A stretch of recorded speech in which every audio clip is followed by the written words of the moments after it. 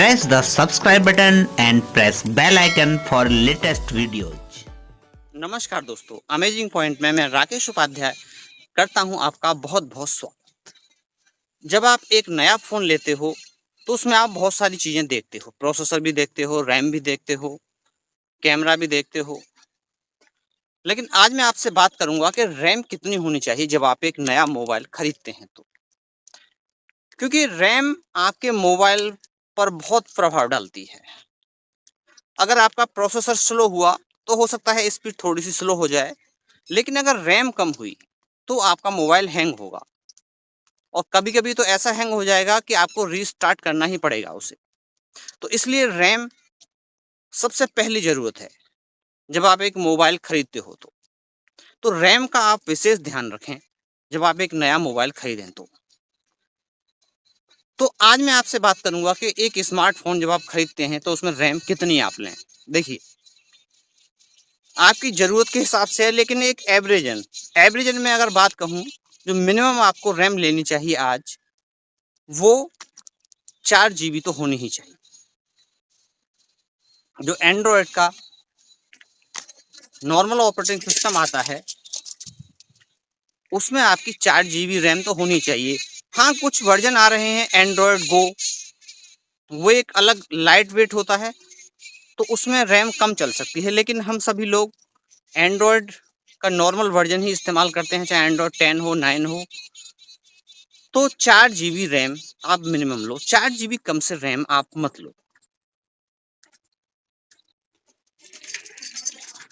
क्योंकि अगर आप 4 जीबी से कम रैम लेते हो, तो आज आपको पता है कि ऑपरेटिंग सिस्टम भी हैवी आ रहे हैं, उसके साथ में आप फेसबुक, व्हाट्सएप, इस तरह की चीज़ें आप इस्तेमाल करते हैं, जो कि काफ़ी स्पेस लेते हैं। फेसबुक भी आपकी जब आप स्टार्ट करते हैं, तो वो काफ़ी जगह लेती है और नॉर्मली हमारी फेसबुक, व्हाट्सएप ये ऑन रहती ही हैं। तो ये भी मेमोरी लेती हैं, ये हर समय लेती ही रहती हैं और ऑपरेटिंग सिस्टम तो लेता ही है। तो इसलिए अगर आप 4 जीबी से कम लेते हैं, तो वो हैंग करना शुरू कर देगा कुछ समय बाद। और इसके अलावा हम और भी एप्लीकेशन अगर उसमें चलाते हैं मोबाइल में, तो वो भी जगह लेते हैं। तो 4 जीबी से कम आपको नहीं लेनी चाहिए। हाँ, अगर आप बहुत ज़्यादा हेवी गेमर हैं, हालाँकि 4 जीबी में भी आप पबजी चला सकते हैं। हालाँकि आजकल बैन लग गया है पबजी पर इंडिया में, लेकिन